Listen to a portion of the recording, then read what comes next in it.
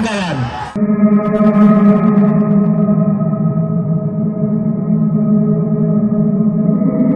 Assalamualaikum warahmatullahi wabarakatuh. Jumpa lagi di channel Bidah ini yang membahas tentang permasalahan dalam agama. Kali ini kita akan membahas mengenai demonstrasi yang biasa dilakukan manusia di hampir seluruh negara. Kita akan kupas bagaimana Islam memandang tentang demonstrasi ini. Fenomena demonstrasi atau unjuk rasa merupakan salah satu cara masyarakat modern menyampaikan pendapat, kritik, maupun tuntutan. Namun, dalam Islam, setiap perbuatan harus ditimbang berdasarkan Al-Quran, Sunnah, serta pemahaman sahabat dan ulama salaf. Karena itu, penting untuk memahami bagaimana syariat menilai fenomena ini, baik dari sisi dalil klasik maupun pandangan ulama kontemporer. Kami akan coba membahasnya dalam video kali ini. Jika terdapat perbedaan pendapat, silahkan berikan komentar Anda di dalam kolom komentar. Kami sadar apa yang kami sampaikan tidak mungkin akan diterima oleh semua manusia. Dukung terus channel ini dengan subscribe dan tinggalkan jejak Anda di kolom komentar dan beri tanda like.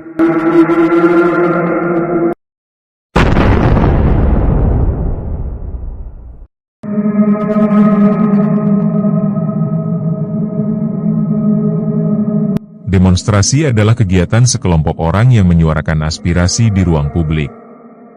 Dalam syariat Islam, setiap perbuatan manusia tidak lepas dari hukum taklifi, wajib, sunnah, mubah, makruh, atau haram. Allah Ta'ala telah berfirman dalam surat Al-Isra, ayat 36 yang artinya, "Dan janganlah kamu mengikuti apa yang kamu tidak mempunyai pengetahuan tentangnya. Sesungguhnya pendengaran, penglihatan, dan hati, semuanya itu akan diminta pertanggungjawabannya." Ayat ini mengingatkan kita, agar seorang muslim tidak sembarangan bertindak, termasuk dalam menyampaikan aspirasi. Karena semua yang kita lakukan akan ada pertanggungjawabannya di dunia dan di akhirat.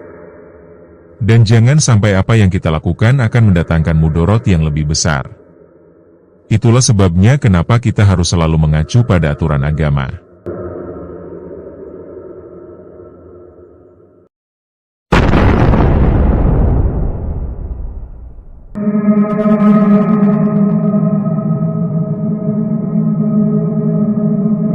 Di masa Nabi dan sahabat, tidak ditemukan contoh demonstrasi sebagaimana yang dikenal saat ini. Ketika menghadapi kezaliman Quraisy, Rasulullah lebih memilih kesabaran, doa, dan dakwah dengan hikmah. Dalam hadits yang diriwayatkan oleh Imam Bukhari dan Imam Muslim, Nabi Muhammad bersabda, "Barang siapa membenci sesuatu dari penguasanya, hendaklah ia bersabar. Karena siapa saja yang keluar dari ketaatan kepada penguasa, sejengkal lalu mati, maka matinya dalam keadaan jahiliyah." Dan juga dalam sebuah hadits yang diriwayatkan oleh Ahmad, Al-Bazzar, dan Ibnu Abi Hashim, Usamah bin Zaid radhiyallahu anhu berkata ketika ditanya tentang menasihati Khalifah Utsman, "Aku telah melakukannya, namun tidak dengan cara menampakkan di hadapan orang banyak.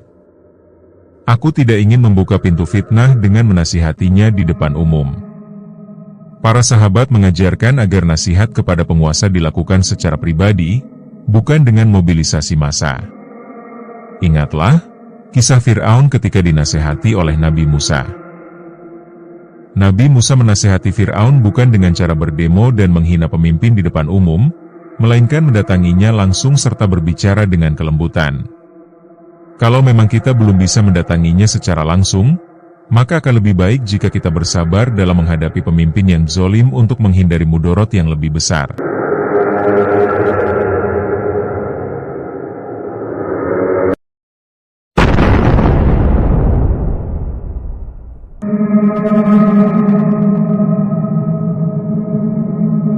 Para ulama salaf menegaskan bahwa menentang penguasa dengan cara publik atau di depan umum yang mengundang fitnah adalah terlarang. Imam Ahmad bin Hanbal pernah berkata di dalam kitab As-Sunnah karya Al-Halal, "Tidak halal mengangkat pedang melawan penguasa, meskipun ia zalim." Dan Ibnu Taimiyah pun pernah berkata dalam Majmu' Fatawa, Bersabar terhadap kezaliman penguasa, termasuk bagian dari kaidah Ahlus Sunnah, karena kerusakan akibat memberontak lebih besar daripada kerusakan yang ada. Dari kaidah ini, sebagian besar ulama salaf berpendapat, demonstrasi tidak sesuai dengan syariat, karena berpotensi menimbulkan kekacauan yang berdampak kepada mudorot yang lebih besar. Alangkah baiknya jika kita tetap bersabar dan mendoakan pemimpin kita agar diberi hidayah oleh Allah untuk menjadi pemimpin yang baik dan amanah.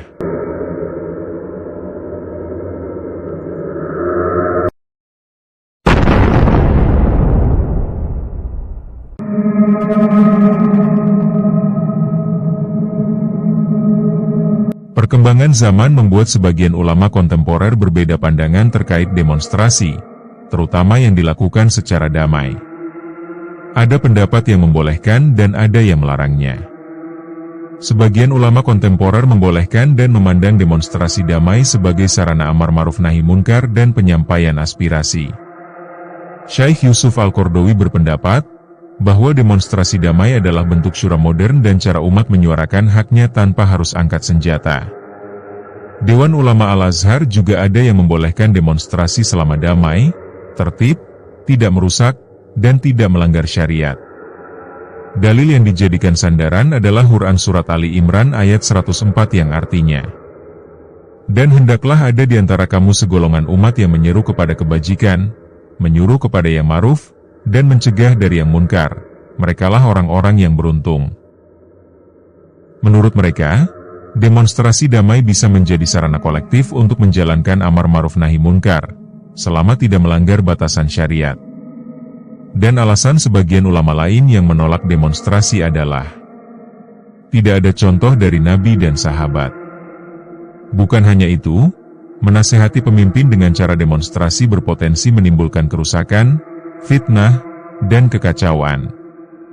Karena seringkali disusupi oleh provokator atau orang-orang yang mempunyai kepentingan pribadi. Dan lebih parahnya lagi bisa mengakibatkan kerusakan dan penjarahan. Nasihat kepada penguasa seharusnya dilakukan dengan cara langsung, bukan di ruang publik. Dan orang yang menasihati penguasa sebaiknya adalah orang bijak atau ulama. Pandangan ini lebih dekat dengan manhaj salaf, yang mengutamakan stabilitas umat dan menghindari mudorot yang lebih besar.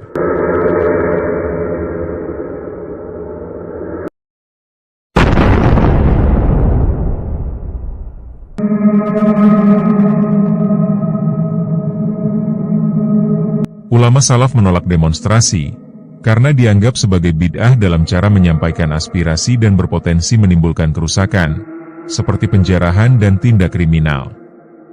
Namun sebagian ulama kontemporer membolehkan demonstrasi damai jika dilakukan dengan tertib, tanpa kekerasan, dan dalam koridor syariat. Jalan yang paling selamat adalah mengikuti manhaj Rasulullah dan para sahabat, yaitu menyampaikan nasihat secara langsung kepada pemimpin dengan hikmah dan di tempat yang tersembunyi atau bukan di tempat umum, menjaga stabilitas, dan menghindari fitnah. Tugas kita hanya menasehati pemimpin, selebihnya kita serahkan kepada Allah.